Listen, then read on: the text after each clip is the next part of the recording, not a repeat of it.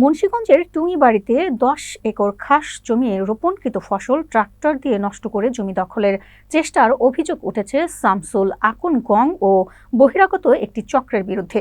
এতে ক্ষতিগ্রস্ত কৃষকদের চোখে এখন অনিশ্চয়তার অন্ধকার। সোমবার দুপুরে হাসাইল বানারী ইউনিয়নের বিদগাঁও গ্রামের সরজমিনে দেখা যায় সবুজ মাঠ যেন মুহূর্তেই পরিণত হয়েছে ধ্বংসস্তূপে। স্থানীয় কৃষকরা জানান, প্রায় ১০ একর সরকারি খাস জমিতে নিজেদের শেষ সঞ্চয় ও ঋণের টাকা খরচ করে তারা ফসল রোপণ করেছিলেন, কিন্তু ট্রাক্টর চালিয়ে সেই ফসল মাটির সঙ্গে মিশিয়ে দেওয়া হয়েছে। এতে প্রায় ৭ লাখ টাকার ক্ষতি হয়েছে বলে দাবি করছেন ভুক্তভোগীরা। কৃষক বিল্লাল, মিলন, আব্বাস, জাকির সহ অনেকে কান্নাজড়িত কণ্ঠে বলেন, লোকজন নিয়ে আইসা আমাদের এই ফসল বিনষ্ট করে দিছে, বড় টিলার দিয়া চাষ দিয়া দিছে। আমরা তো গরিব মানুষ, সরকারি খালি জমি দেখে চাষ করেছি, আমাদের ফসল নষ্ট করে দিল কেন? এই ক্ষতির টাকা আমরা কোথায় পাবো?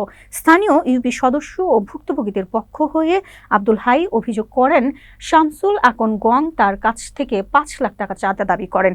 চাঁদা না দেওয়ায় দেশীয় অস্ত্র প্রদর্শন করে ভয়ভীতি দেখিয়ে ট্রাক্টর চালিয়ে ফসল নষ্ট করা হয়। তিনি জানান, খুব শিগগিরই থানায় লিখিত অভিযোগ দাখিল করা হবে এবং প্রশাসনের কাছে সুষ্ঠু বিচার দাবি করেন তিনি। তবে অভিযোগ অস্বীকার করে শামসুল আকনের ভাগিনা মামুন বলেন, আমাদের নিজস্ব জমিতে চাষের উদ্দেশ্যে ট্রাক্টর চালানো হয়েছে।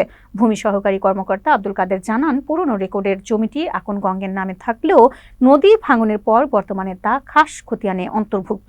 এদিকে হাসাইল বানারী ইউনিয়ন পরিষদের চেয়ারম্যান মোহাম্মদ নুরুজ্জামান দেওয়ান ও ভূমি অফিস সূত্রে নিশ্চিত করেন, বিদগাঁও মৌজার অধিকাংশ জমি এখন খাস। চেয়ারম্যান আরও বলেন, স্থানীয়দের আবাদি জমি দখলের উদ্দেশ্য জাজিরা থেকে আসা কিছু লোক অস্ত্র প্রদর্শন ও বড় ট্রাক্টর ব্যবহার করে ফসল নষ্ট করে দখল চেষ্টায় লিপ্ত হয়েছে। ঘটনাটি নিয়ে এলাকায় বিরাজ করছে চরম উত্তেজনা। আর কৃষকদের একটাই দাবি, আইনের শাসন, ন্যায় বিচার ও তাদের ক্ষতিপূরণ নিশ্চিত করা হোক।